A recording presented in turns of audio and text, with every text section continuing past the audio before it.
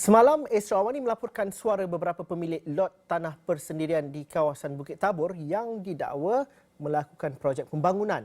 Untuk siri akhir malam ini, wakil daripada 210 pemilik lot tanah berkenaan menuntut penjelasan daripada Majlis Perbandaran Ampang Jaya MPAJ dan pihak berkuasa yang berkaitan. Bukan mahu menuding jari, tetapi apa yang diharap hanya penyelesaian konkret terhadap hak mereka sebagai pemilik tanah yang sah.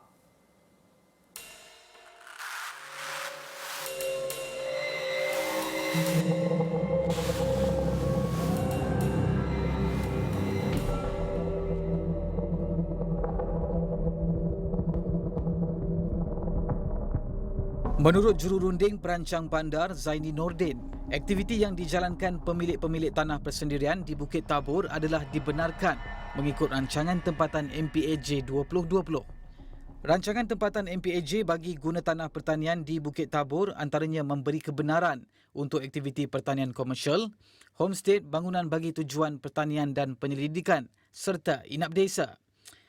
Kata Zaini, pemilik-pemilik tanah berkenaan perlu membuat kerja-kerja awalan pembersihan tanah sebelum aktiviti penanaman pokok dijalankan. Difahamkan, 3 pemilik tanah juga telah mengemukakan pelan ke MPAJ untuk kelulusan mengusahakan tanah pertanian. Bagaimanapun, sehingga kini didakwa tidak menerima sebarang jawapan daripada MPAJ.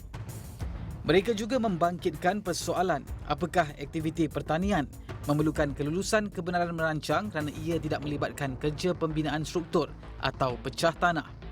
Satu garis panduan pembangunan tanah pertanian perlu dikemukakan selepas mendapat maklum balas daripada Jawatan Kuasa Teknikal Kawasan Sensitif Alam Sekitar Negeri Selangor. Kita mengalu-alulah usaha MPAJ untuk menghasilkan satu garis panduan bagaimana pembangunan boleh pembangunan pertanian boleh dijalan di kawasan ini. Kita pun nak tahu bagaimana kenderaan pertanian yang boleh atau kerja-kerja tanah, kerja-kerja awalan, pasal memang penduduk sini ingin mengusahakan tanah mereka untuk kebun, ladang, itulah. Jadi tidak ada cadangan untuk membangunkan pembangunan perumahan ke, itu tak betul lah tu. Pemilik-pemilik tanah persendirian turut cadangkan agar MPAJ menyumbang dalam membaiki tahap infrastruktur di kawasan Bukit Tabur, membina jalan luar bandar atau mengambil alih laluan yang digunakan ketika ini untuk dijadikan jalan awam. Begitupun Zaini berkata pemilik-pemilik tanah terbabit menyambut baik hasrat Kerajaan Selangor mengisytiharkan Bukit Tabur sebagai kawasan geopark. Jadi tentang geopark ni pun pemilik tanah sini looking forward lah. Kita mungkin mereka akan jadikan tanah-tanah pertanian ni buffer zone kepada geopark tu. Jadi pemilik tanah sangat looking forward kalau boleh kita nak adakan dialog lah supaya pemilik tanah turut serta menjayakan program geopark ni.